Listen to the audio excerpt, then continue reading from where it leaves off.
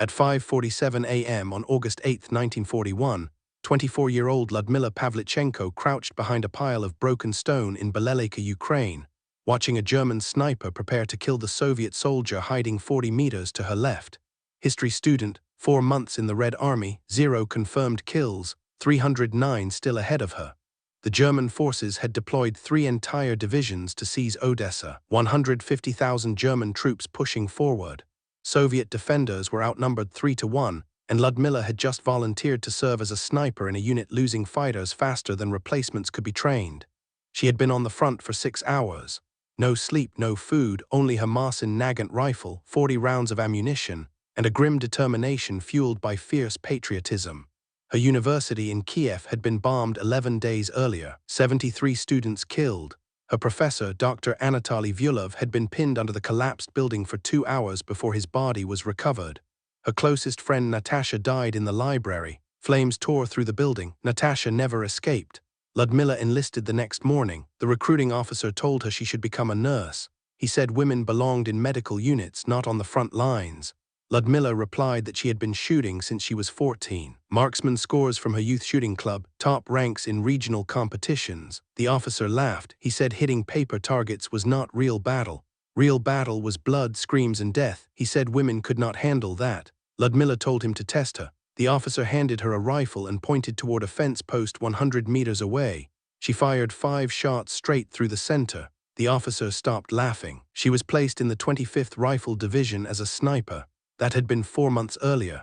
Now she was in Ukraine watching German soldiers kill her comrades, and she had not taken a single shot yet.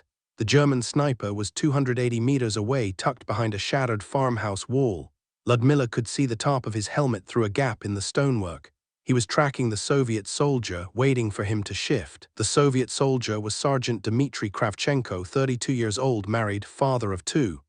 Lyudmila had met him the previous day. He had shared his bread with her when she had gone 18 hours without eating. Now he was about to die because he had no idea a German marksman was aiming at him. Lyudmila raised her rifle. Her hands were steady. Her breathing stayed even. Her instructor's lesson echoed in her mind: do not focus on the killing. Focus on solving the problem. Distance, wind, target movement. It is mathematics, not murder. 280 meters. Light crosswind blowing in from the west. Target not moving. She adjusted her sights for the wind. She set her crosshairs on the crack where the German's helmet appeared. Her finger rested on the trigger. This was the moment that would decide everything. Either she could kill or she could not. Either she was a soldier or she was a student pretending to be one. She pulled the trigger. The Marcin Nagant recoiled hard into her shoulder. The shot cracked across the battlefield. Through her scope she watched the German's helmet snap backward and vanish. Kravchenko looked around, bewildered. He did not understand what had just happened. Lyudmila chambered another round and scanned for danger. Nothing stirred. She had just killed her first German soldier. She felt nothing. No guilt, no pride, only the immediate thought: where is the next one? That was August 8, 1941. By May of 1942, Lyudmila Pavlichenko would have 309 verified kills, including 36 enemy snipers. She would become the deadliest female sniper in recorded history. And the shocking tactic that made it possible was something Soviet doctrine strictly forbade. She used herself as bait.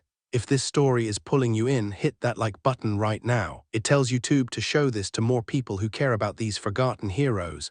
And subscribe so you do not miss what happens next.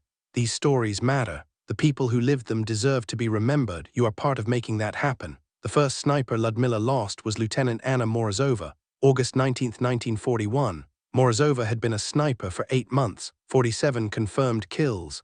Skilled, disciplined, always followed regulations. Soviet sniper doctrine was firm. Never reveal your position. Find cover, take your shot, move immediately to a backup spot. Never remain in one place more than 30 minutes. Never fire more than 3 shots from the same location. Never engage unless you have a safe escape route.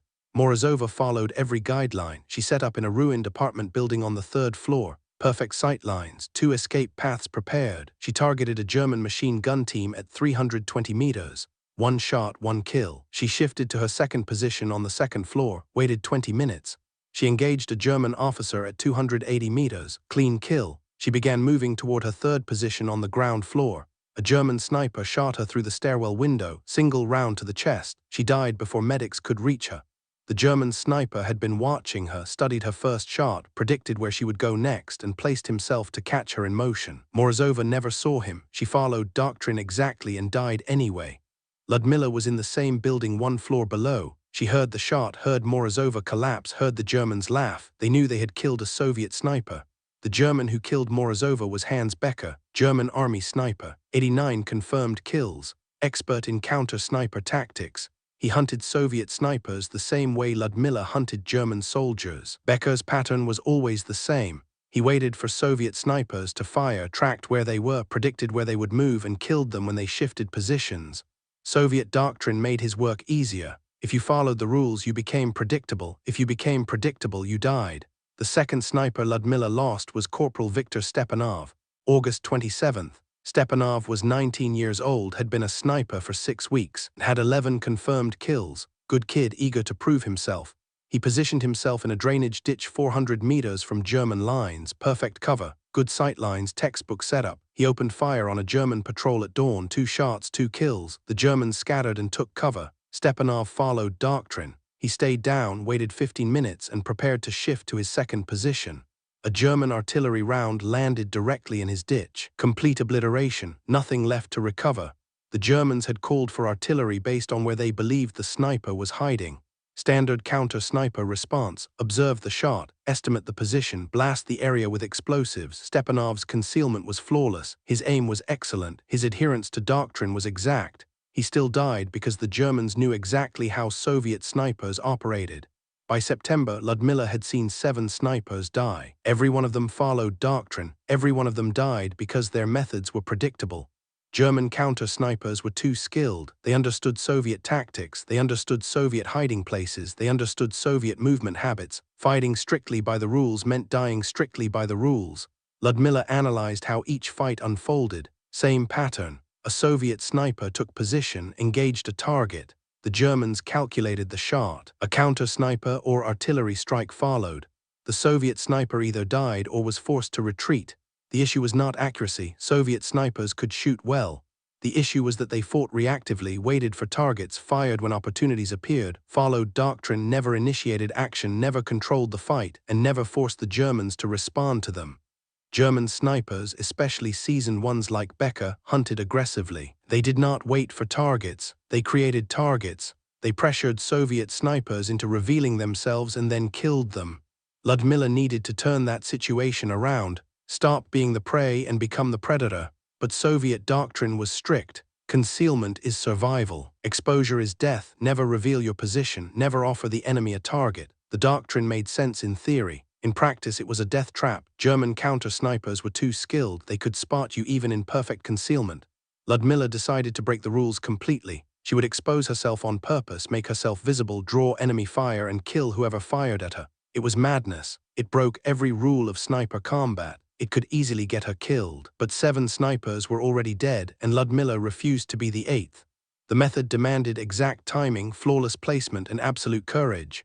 Lyudmila would build 2 sniper nests, not one, a primary and a secondary, placed only 4 to 6 meters apart, close enough for her to move between them in under 3 seconds. She would put a decoy in the primary nest, a helmet on a stick, a spare sleeve filled with straw, anything that looked human from 300 meters away. She would hide in the secondary nest watching. When a German sniper fired at the decoy, the muzzle flash would reveal their location. Lyudmila would have 2 to 4 seconds before the German realized the target was fake. In those seconds, she would find the shooter, take aim, fire 1 shot. If she missed, the German would know where she really was. She would die. If she hit, she would relocate instantly, reset the trap, and repeat. The plan was suicidal. Soviet command would court-martial her if they discovered it. Revealing a position deliberately, even a fake one, was considered tactical lunacy. But Lyudmila had watched too many comrades die while obeying the rules. She tested the method on September 3, 1941. Early morning, German lines were 340 meters away. She set up in a destroyed cellar near the front. 2 firing positions, one with a helmet propped on rubble to mimic a sniper watching the German lines. She waited in the second position 5 meters to the right, completely hidden. Her rifle was aimed at the spot where a German counter-sniper was most likely to hide. 45 minutes passed, nothing moved. Lyudmila's muscles burned from holding absolutely still. Her eyes stung from staring through the scope. Insects crawled over her hands. She did not move. At 6:17 a.m., a shot cracked across no man's land. The helmet in her primary nest snapped backward. Someone had fallen for the trap. Lyudmila scanned the German positions. There, 320 meters away, a muzzle flash, a figure shifting behind a brick wall. She had 3 seconds. Her crosshairs locked onto the figure. She could not see details, only a silhouette. She fired. The figure collapsed. She did not wait to verify. She abandoned both nests, moved 40 meters west, and set up in a different building. Through her scope, she watched the brick wall where the German had been. 2 German soldiers appeared dragging a body. Confirmed kill. The method worked. Over the next 6 weeks, Lyudmila improved the technique. She learned the exact time she needed to wait, how to place decoys, and how to anticipate where German snipers would position themselves. She studied their habits relentlessly. German snipers favored height. They preferred to shoot from second or third floors in buildings. They avoided ground-level hides because Soviet artillery targeted those first. They chose spots with the sun behind them whenever possible. They rarely changed their location during daylight. Lyudmila used all of this. She placed her decoys where elevated German positions could see them. She timed her traps so the sun would be shining into German eyes, not hers. She built her secondary nests at ground level where Germans would not expect her to be. She treated every fight like a chess match. The decoy was her opening move. The German's shot was their reply. Her kill shot was checkmate. By October, Lyudmila had 78 confirmed kills. 22 of those were German snipers. Word spread through Soviet units. The woman sniper who hunted the hunters. Soldiers began requesting her for counter-sniper missions. Officers who had lost men to German snipers came directly to her, begging for her help. Some brought bottles of vodka. Some brought extra food rations. Some brought only grief. A lieutenant named Volkov came to her on October 12th. His platoon had lost 9 men to a German sniper in 4 days. The sniper operated near a railway junction, fired from different spots, and killed officers, radio operators, machine gunners, anyone important. Volkov's men were terrified. They refused to move during daylight. The entire platoon was frozen. Volkov asked Lyudmila to kill the German sniper. She agreed. Not for the vodka Volkov offered, but because she remembered Morozova, because she remembered Stepanov, because German snipers had taken 7 of her friends, and she wanted revenge for every one of them. She studied the railway junction for 2 days, watching through binoculars from 800 meters away, marking every position with possible sight lines, counting buildings, measuring distances, noting wind behavior. The German was clever. He never fired from the same place twice, never created a pattern, but he still had to shoot. And when he shot, he had to be somewhere. Lyudmila identified 11 possible positions, far too many to monitor at once. She needed to force the German to reveal himself. She positioned herself 5 meters from where Volkov's men gathered, created a decoy shaped like a Soviet officer, and placed it where it could be seen from 8 of the 11 possible German locations. Then she hid 12 meters away, her rifle aimed at the position she believed most likely. 6:30 a.m. The decoy stood in the open for 40 minutes. Nothing happened. Lyudmila stayed absolutely still. Her legs cramped, her back throbbed. She did not move. At 7:11 a.m., the shot came. The decoy's helmet flew off. Lyudmila saw the muzzle flash, 420 meters away inside a train car. The German had hidden inside a wrecked boxcar, a brilliant choice. Lyudmila had considered it unlikely because the boxcar was exposed to Soviet artillery. But the German had reasoned that Soviet forces would not waste shells on a single boxcar. He had been correct until now. Lyudmila adjusted for distance and wind. The German was moving inside the boxcar. She could see his outline through the open doorway. She had perhaps 5 seconds before he realized the decoy was fake. She fired. Through her scope, she watched the German jolt backward. He did not fall. He staggered. She had hit him, but not well enough. He was wounded and trying to flee. She chambered another round and fired again. The German dropped. Volkov's men searched the boxcar afterward. They found the German dead inside. 2 shots. 1 through the shoulder, 1 through the head. His notebook listed 67 confirmed kills. Volkov asked Lyudmila how she had known where he was. She told him she had not known. She simply forced him to shoot first, then she killed him. Simple mathematics. Volkov said it was not mathematics, it was bravery or madness, probably both. German units placed a bounty on her. 100 Reichsmarks for anyone who killed the Russian girl, then 500 Reichsmarks, then 1,000. The reward kept rising as her kill count increased. German propaganda broadcasts mentioned her by name. They called her the Devil Woman. They said she was a myth. They said no woman could kill that many Germans. They said she was nothing but Soviet propaganda. They said that if she was real, she must be a man pretending to be a woman. Lyudmila heard the broadcasts. Other soldiers told her everything the Germans were claiming. She thought it was amusing. The Germans were so frightened of her that they could not believe she was a real person. Their denial was proof that she was doing her job well. Lyudmila did not care what they said. She cared that they were afraid enemies made mistakes. And Lyudmila was there to punish every mistake. She began leaving small signatures behind, little things, a piece of ribbon tied near her firing position after she had already left, a playing card placed on the chest of a dead German sniper. The Red Queen of Death. Soviet propaganda admired it. Newspapers printed stories about Lady Death, the woman who marked German snipers before killing them. Lyudmila never confirmed or denied those stories. She let people believe whatever they wanted. Belief created fear. Fear created mistakes. Mistakes created opportunities. And opportunities created confirmed kills. The battle that made her legendary took place on November 7, 1941. German troops were pushing hard against Sevastopol. Soviet defenders were barely holding on. The siege was merciless. Food was nearly gone, ammunition was rationed, medical supplies were dwindling, and a German sniper had killed 11 Soviet soldiers in 3 days. Officers, sergeants, anyone who gave orders. The sniper was methodically destroying Soviet leadership. No one could find him, no one could fight him. He fired one shot, then vanished. He disappeared like a ghost. Soviet command was desperate. Major Chernov summoned Lyudmila to headquarters, showed her photographs of the dead, showed the entry wounds, perfect shots. Every bullet was fatal. No wounded, only bodies. The German was extremely skilled. Chernov said the entire leadership structure was frozen with fear. Officers were afraid to be seen. Sergeants refused to give orders in the open. The sniper was winning through terror. He was not only killing soldiers, he was breaking morale. Soviet command ordered Lyudmila to find him. They gave her 48 hours. If she failed to kill him, the entire sector might collapse. Commanders would refuse to lead. Units would fall apart. The German advance would break through. 48 hours, one sniper against another. Winner controls the sector. Loser dies. Lyudmila accepted she had no choice. This was what she had trained for. This was the reason she existed on this battlefield. To kill German snipers, to surpass them, to prove that courage and imagination could overcome experience and skill. She studied the kill locations, all within a 400-meter circle, all during early morning between 5:45 and 7:30 a.m. All single head or chest shots, flawless accuracy. The German was good, very good. She traced the angles on a map. Every kill came from a different direction. Northeast one day, southwest the next, northwest after that. The German was mobile. He switched positions constantly, never fired from the same place, never created a pattern. He was following doctrine perfectly. He was everything Morozova had been, everything Soviet doctrine taught, and Morozova was dead. Lyudmila needed a different approach. She analyzed the terrain with Lieutenant Boris, a reconnaissance officer who had survived the siege of Odessa.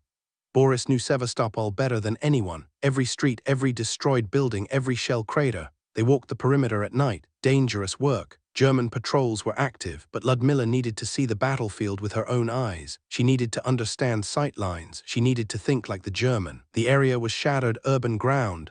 Collapsed buildings, rubble-filled streets, shell holes everywhere. 1,000 possible hiding places. The German could be anywhere, but he still needed to see his targets, which meant he required open sight lines, clear views, and clean angles. Lyudmila marked every position with visibility toward the places where Soviet officers gathered. Command posts, supply stations, communication centers, lookout points. She found 14 potential sniper locations, buildings with upper floors still standing, ruins with strong concealment, positions with several escape paths. Too many to monitor at once. She needed to narrow the list. The German fired during early morning. Why? Lighting, routine, wind behavior.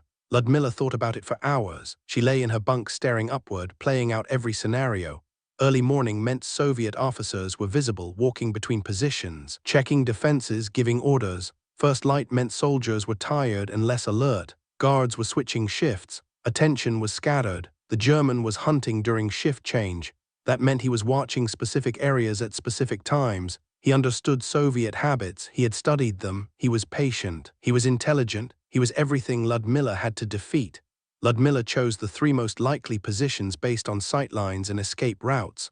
The north tower of a destroyed church, the 3rd floor of a collapsed apartment building, the rooftop of a former school. All had perfect views of Soviet command areas. All offered multiple escape paths. All were high enough to give a strong advantage. Then she chose to do something even more dangerous than her usual tactics. She decided to become the bait herself.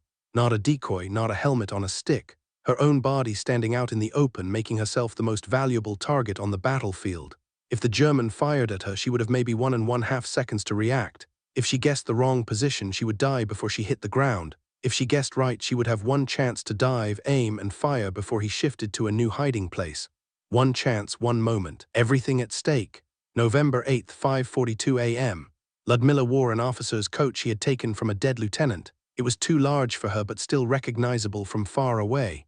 She stood in plain view near the command post, the same place where officers usually gathered for their morning briefing, and made herself an obvious target, exposed, defenseless, alone.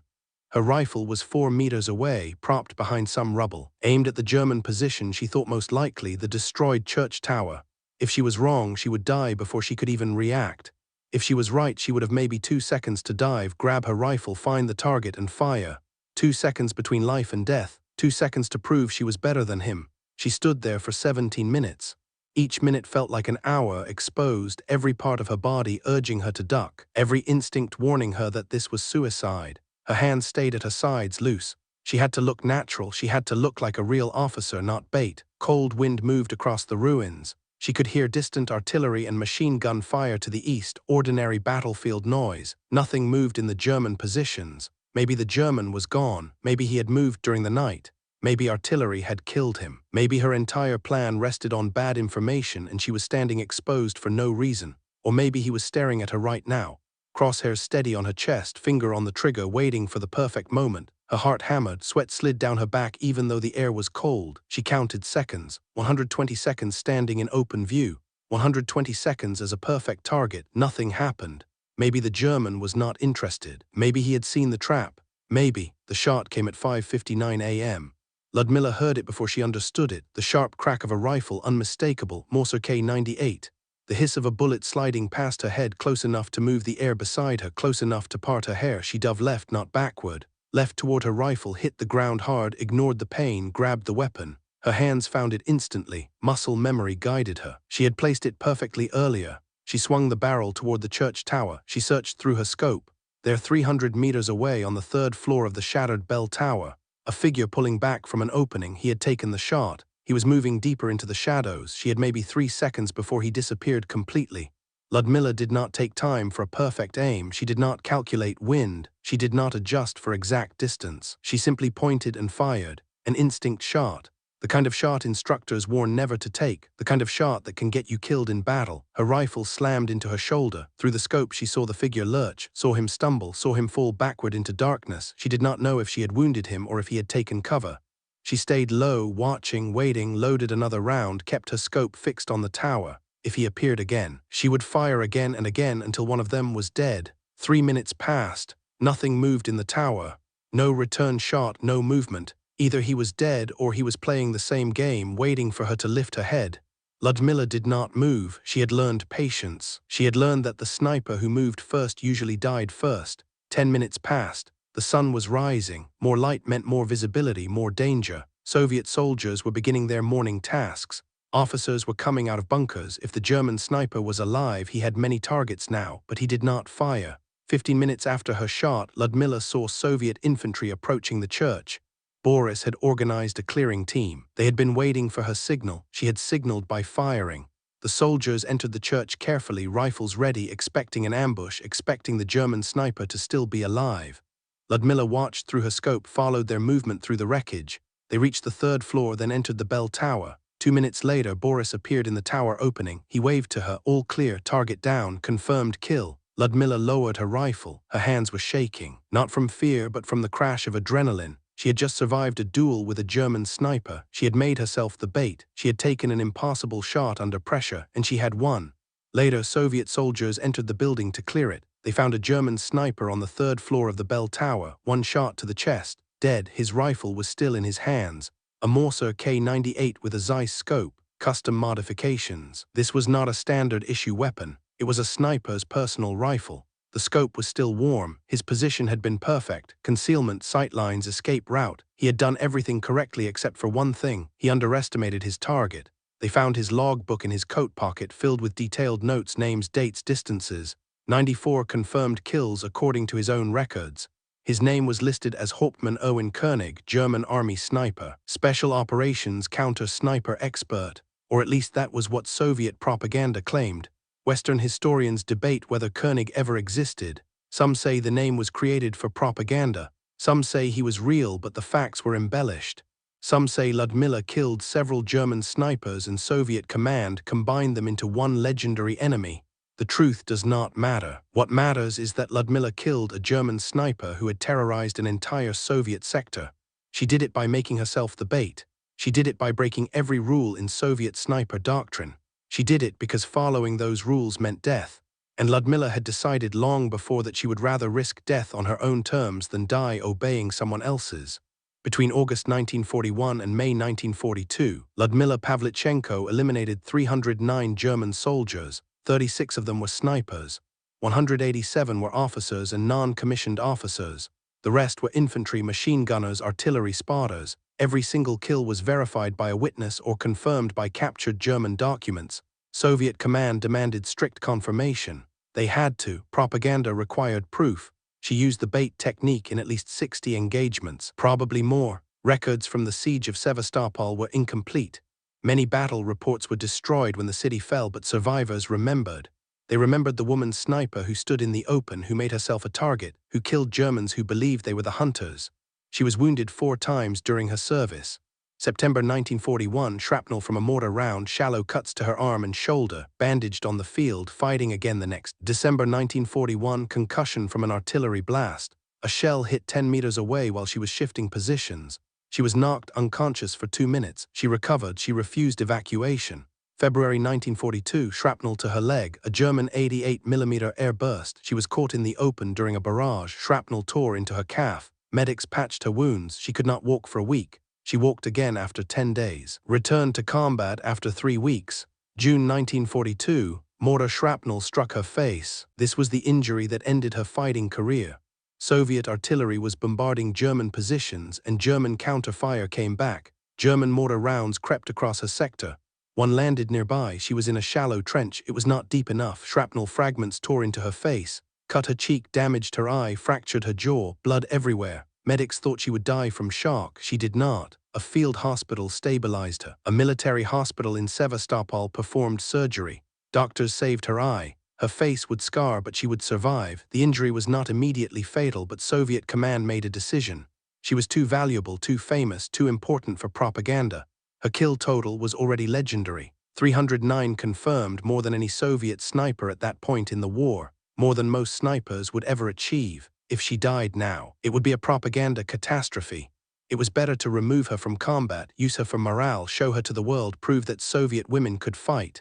Soviet command pulled her from the front in July 1942. She was 25 years old. She had been in combat for 11 months, 309 kills, 4 wounds, 0 loss of nerve, 0 breakdowns, 0 requests to be reassigned.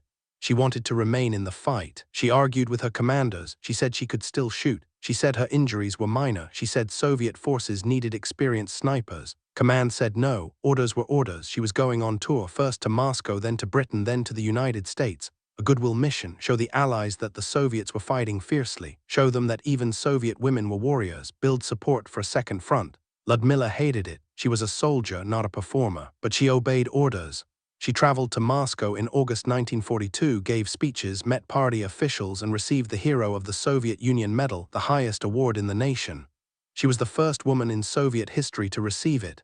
Newspapers printed her story. Pravda published a front-page article, Lady Death, the woman who killed 309 fascists. Radio broadcasts aired interviews. She explained her techniques, talked about using decoys, about using dual nests, about hunting German snipers, about making herself the bait. Military strategists took notes. Her methods began to be taught in Soviet sniper schools. The official doctrine started to shift. Aggressive tactics, psychological tactics, using the enemy's expectations against them. Lyudmila's innovations became official Soviet sniper doctrine by 1943. In September 1942, she traveled to Britain and met with Winston Churchill. He asked her about battle, about killing, about what it felt like to shoot 309 people. She told him it felt like mathematics, distance, wind, target movement, solve the equation, pull the trigger. Churchill said he did not believe her. He said she must feel something, guilt, pride, something. Lyudmila said she felt tired, that was all, just tired. In October 1942, she traveled to the United States. This trip changed everything. She met Eleanor Roosevelt, the First Lady. Roosevelt was fascinated by her. A woman warrior, a symbol of strength, proof that women could match men in battle. Roosevelt arranged for Lyudmila to speak at rallies, dozens of them, New York, Chicago, San Francisco, Washington. Everywhere she went, thousands of people gathered to hear her speak. American newspapers called her the most dangerous woman in the world. Magazines printed long profiles. Photographers followed her everywhere she went. She became famous, not in the Soviet Union where she had been only another soldier. In America where she seemed mysterious, unusual, a female sniper, something unbelievable. American women admired her. She represented something they were not allowed to become. Women could not serve in combat in the United States military. But here stood Lyudmila, 309 kills, proof that women could fight, proof that gender did not define ability. American military officers were doubtful. They questioned her kill count, said it must be propaganda, said no one, man or woman, could kill 309 enemy soldiers in 11 months. Lyudmila did not argue. She let her record speak for her. Soviet command had verified every kill, witnesses, documents, physical evidence. The numbers were real. The United States War Department eventually confirmed her record through its own intelligence. They compared her kills with German casualty records. The numbers matched. She had not lied. She had truly killed 309 Germans. The tour lasted 6 months. By the time it ended in early 1943, Lyudmila was exhausted. She had given hundreds of speeches, met thousands of people, posed for thousands of photographs. She had become a symbol and she hated it. She wanted to return to the front, to Sevastopol, to the place where she had mattered. But Sevastopol had fallen in July 1942. The siege was over. Soviet forces had been evacuated or captured. The city was in German hands now. There was nothing left to return to. Lyudmila returned to the Soviet Union in March 1943. Soviet command assigned her to training duty. She would teach new snipers, pass down her knowledge, her techniques, her methods. She would shape the next generation of Soviet snipers. She taught at several training centers, Leningrad, Moscow, Kiev, hundreds of students. She taught them everything: how to build dual nests, how to use decoys well, how to predict enemy sniper locations, how to think like the enemy, how to be the hunter instead of the hunted. Some of her students became legends themselves. Vasily Zaitsev studied her tactics, adjusted them, used them at Stalingrad. His 225 confirmed kills made him the second most successful Soviet sniper of the war after Lyudmila. Other students trained more snipers. The knowledge spread. By 1944, Soviet sniper doctrine was completely changed. The old defensive, concealment-focused method was gone, replaced by aggressive psychological techniques, hunting techniques. Soviet snipers were no longer hiding, they were hunting, and it worked. German casualty numbers from sniper fire rose sharply between 1943 and 1945. Soviet snipers were killing more German soldiers than ever before. More importantly, they were surviving. Sniper casualty rates dropped. Soviet snipers lived long enough to gain experience, to pass on lessons, to train the next generation. The doctrinal shift saved thousands of Soviet lives, and it all began with Lyudmila choosing to use herself as bait. After the war, Lyudmila struggled with what she had done. 309 confirmed kills, 309 people who died because she had been better at solving the mathematics of death. In interviews, she said she had never enjoyed killing. She said she had done it because fascism had to be stopped, because her homeland was invaded, because her friends were dying. She said every kill stayed with her, every face she had seen through her scope. She said she remembered them all. Lyudmila married twice, had one son, and lived quietly in Kiev, the same city where her university had been bombed in 1941. She died on October 10, 1974. She was 58 years old, stroke. The Soviet Union honored her with a hero's funeral. She was buried with full military honors. Her obituary listed her as Lyudmila Pavlichenko, Soviet sniper, hero of the Soviet Union. 309 confirmed kills. Western media barely acknowledged her death. Cold War politics. By the 1970s, her story had faded outside the Soviet Union.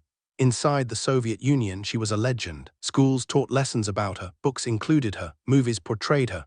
But the real Lyudmila, the woman who broke doctrine, who used herself as bait, who reinvented sniper tactics, that version disappeared inside propaganda. Today, Lyudmila's story survives only in pieces. Military historians mention her kill count. Feminist writers cite her as proof that women can excel in combat. Russian nationalists claim her as a patriotic symbol, but very few people understand what she actually accomplished. She did not simply shoot Germans. She transformed sniper warfare. She proved that aggression could overcome expertise, that psychological tactics mattered as much as accuracy, that sometimes the only way to survive was to make yourself the target. Her technique of using decoys and dual nests is now standard in modern sniper training. The United States Marine Corps Scout Sniper School teaches modified versions of her methods. The British Special Air Service includes her tactics in counter-sniper instruction. Israeli Defense Forces study her battles as models of urban sniper warfare. None of these organizations mention her by name. None credit her directly. Her tactics have been absorbed into general doctrine, separated from their creator. But if you visit the Central Museum of the Armed Forces in Moscow, you can see Lyudmila's Marcin Nagant rifle, the same rifle she used for all 309 kills. It is displayed in a glass case with a plaque that reads "Rifle of Junior Lieutenant Lyudmila Pavlichenko, deadliest female sniper in history." The rifle still carries her adjustments, the scope she calibrated, the stock where she carved her initials. Next to it stands a photograph. Lyudmila, at 24 years old, standing before a ruined building in Odessa, rifle in her hands, eyes fixed on the camera. She looks exhausted, resolute, unbroken. That photograph is Lyudmila's real legacy. Not the propaganda, not the medals, not the 309 confirmed kills. The legacy is in her eyes. The eyes of a woman who decided she would not be prey, who decided she would risk everything rather than obey doctrine that did not work, who decided her life mattered enough to break the rules. That is how survival truly works in war, not by following orders, not by doing what you are told, by soldiers who realize that doctrine is killing them and choose to act differently, who risk court-martial because their friends are dying, who use themselves as bait because it is the only way to stop the hunters. Lyudmila used herself as bait to kill 309 Germans, and almost no one knows her name, but you do. If you found this story compelling, make sure to subscribe for more.